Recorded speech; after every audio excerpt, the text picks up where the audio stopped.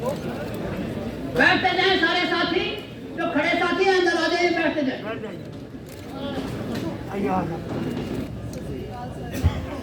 पकड़ी पकड़ी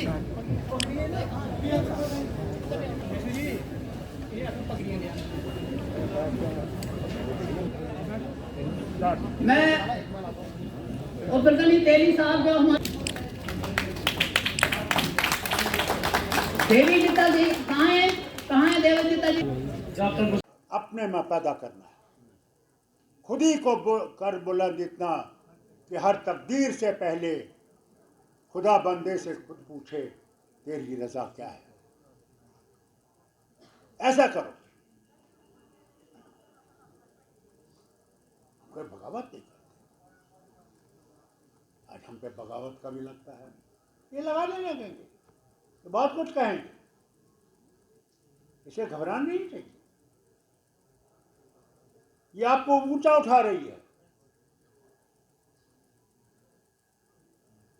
तुंडे बादे मुखालिफ से न घबरा है काफ, ये उठती है तुझे ऊंचा उठाने के लिए। घबराओ नहीं। जितना ये तुम पे आरोप लगाएंगे, जिन्हें याद रखना ये उनकी कमजोरियां हैं और हमारी बुलंदियां हैं। कभी घबराना नहीं, बोलते रहे, क्या क्या नहीं बोलते। यही कल आपके पैरों के नीचे गिरेंगे और कहेंगे हम गलत हैं। मगर अपनी हिम्मत रखो और हिम्मत से चलो।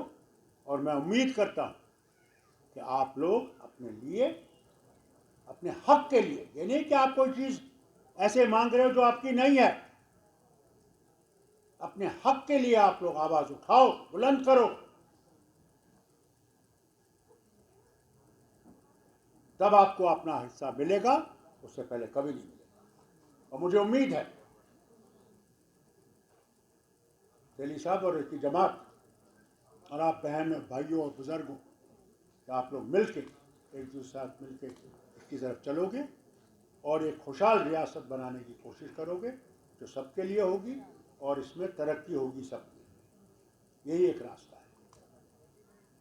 कहीं आरोप लगेंगे उनका परवाह मत कीजिएगा, उनके पास और कुछ नहीं है, उनके पास न था न है न होगा, बस यही आरोप लगाएंगे।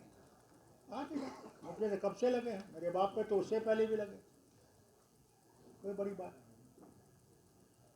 मगर ये साफ होना चाहिए तो मैं जो कर रहा हूँ इस वतन के लिए, यहाँ के लोगों के लिए, अपने लिए नहीं। अल्लाह करे कि आप लोगों को हिम्मत दे और इन्हें हिम्मत, हमारी बहनों को भी हिम्मत दे कि इसका मुकाबला कर सकते हैं। बहनों के लिए आसान नहीं है। बहनें जब तुम खड़े हो जाती हो तो ये नहीं समझना कि तुम्हारे लिए आसान है। तुम्हारे पे बहुत से आरोप लगेंगे, बहुत से गंदी बातें कहेंगे, ये नहीं कह रहे, कहेंगे भी। मगर जिसने उसका दामन थाम लिया है वो गंगा की तरह साफ है।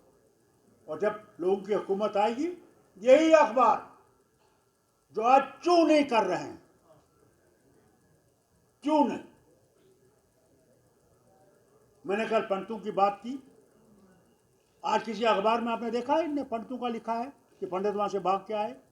कोई अखबार नहीं, नेशनल मीडिया में नहीं, काट दिया वो ने, खबरदार ऐसा नहीं लिखा। क्योंकि किसी को ये सब कहते हैं सच नहीं पहुंचना चाहिए, मगर अंदर से सच पहुंच रहा है अल्लाह अल्लाह के उनकी मेहरबानी से नहीं। लोग जानते हैं क्या हो रहा है। मगर जो ही एक हुकूमत आएगी, यहाँ लोगों की हुकूमत आएगी, हम इन पर कर्ज नहीं लगा, लिखे जो लिखना चाहिए। अखबार की आज़ादी होनी चाहिए, मीडिया की आज़ादी होनी चाहिए, उससे हम भी जागते हैं।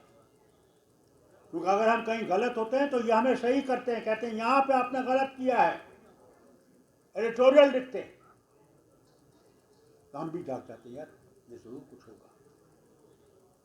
हम दबाते नहीं, मगर क्योंकि हमारी मुसीबत यह है कि हमारा मीडिया इसलिए भी इनके नीचे दबा हुआ है क्योंकि वो चलाने वाले जो हैं वो गरीब हैं, वो इनके एडवर्टीजमेंट पे जिंदा है। सरकार उनका एडवर्टीजमेंट बंद कर दे, वो अखबार ही बंद हो जाए। ये हमारी मुश्किल। किसी भी तरीके से हमें कानून एक लाना चाहिए मरकज़ में कि ये मीडिया पे कोई भी रोक न लगाएं, सिर्फ इस बात पर रोक लगाएं कि कोई कम्युनल डिसहार्मनी को न दिखाएं, ये हिंदू मुस्लिम सिख ईसाई फसाद को उभारे नहीं।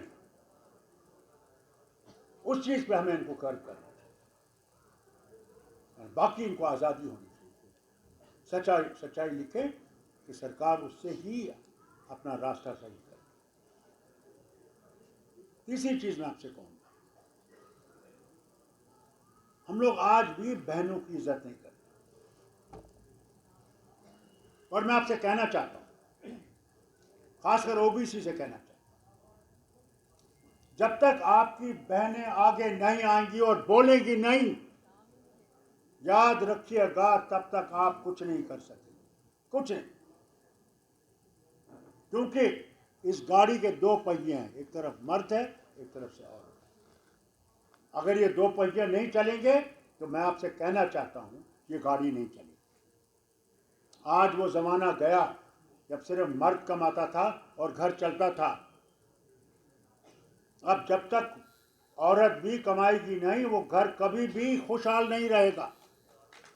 एक की तनख्वाह से नहीं चल सकता, ईमानदारी से आपसे कहता हूं, नहीं चल सकता। वो जमाना गया जबकि मर्द कमाता था और घर चलता था।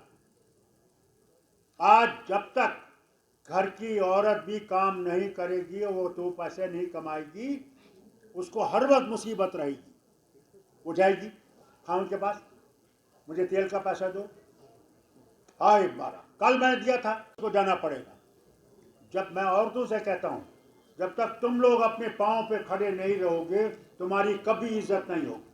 मेरी बात याद रखना बहन, याद रखना। पहले अपने आप को खड़ा करना है आपने। जब आप खड़ी हो जाएंगे, आप देखना देश में कितनी उन्नति आई, कितनी तरक्की आएगी और कितना देश आगे जाएगा। और हमने औरतों को आगे चलाना है और उनको वो पोजीशन देनी है जहाँ पर कि आप इस वतन को, हिंदुस्तान को आगे चला सकते। वही हो सकता है। जब तक वो नहीं होगा कुछ नहीं हो सकता। अरे हमारी हालत ही देखो, माँ खड़ी होगी, बहन खड़ी होगी कुर्सी पे, वो मर्द हटेगा नहीं। ये नहीं सोचेगा यार इसको मैं कुर्सी दूं, ये बैठे नहीं, खड़ी है। मैंने उन मुल्कों को भी देखा है जहाँ औरत की इतनी इज्जत है कि औरत आएगी, बस में बैठा है, वो उठ जाएगा और उसको कुर्सी देगा, तू बैठ। यहाँ तो यह है कि औरत आएगी, उसको धक्का मार देंगे। इसको बदलाना है, इसको हम नहीं बदलाएंगे तो हम इसको वतन को बना नहीं सकते। इसकी तरफ तवज्जो दीजिए। और मैं ओबीसी के उस लड़की से भी कहता हूँ, जब तक तुम मेहनत नहीं करोगी इन औरतों बहनों के पास, इनको नहीं वो सिखाओगी, कुछ नहीं कर सकते, कुछ नहीं कर सकते। ये भी जरूरी है। सियासत तो चलती रहे, हम लोग संघर्ष कर रहे हैं, इसमें कोई कमी नहीं है। 370 हो, वो स्टेटहुड हो, वो 35 हो, वो तो कर रहे हैं। इसमें हमने कभी तब्दीली नहीं की। तूफान आएंगे, मगर वही लोग उस तूफान का मुकाबला कर सकते हैं जिन्हें पहले उस पर भरोसा हो, फिर अपने आप पर भरोसा देना चाहिए। ये चीज़ें कायम करिए। हम बड़ा धर्म कहते हैं, मगर धर्म से बहुत दूर हैं, बहुत दूर। सिर्फ नाम है धर्म। कम तोड़ते हैं, बेईमानी करते हैं, शराब पीते हैं, झूठ बोलते हैं। हर चीज़ जो भगवान कहता है मत करो, वो करते हैं। और कहते हैं ये नहीं, ये देश बनेगा नहीं तब तक, जब तक हम अपने आप को उस तरह वापस न लाएं। मुझे पहले मौका दिया, 4-5 साल मैंने जो काम किया वो आपके सामने है। काम जो किया वो शपथ किसी से रहता नहीं, उसकी मिसाल ये जहाँ रेजुलेशन जो पेश किया है मोहम्मद रफीक साहब ये रिटायर्ड तहसीलदार। इसी तरह से हमारे इनके साथ सुनील मेहरा जी हैं, वो सूबा के वाइस प्रेसिडेंट हैं जम्मू। हाजी मोहम्मद सादिक साहब हमारे जो पुणे से हैं, ये सूबा के वाइस प्रेसिडेंट ये भी हैं। तो भट्ट जी हैं हमारे डिस्ट्रिक्ट रियासी से हैं, इनको भी वाइस प्रेसिडेंट हमने बनाया है।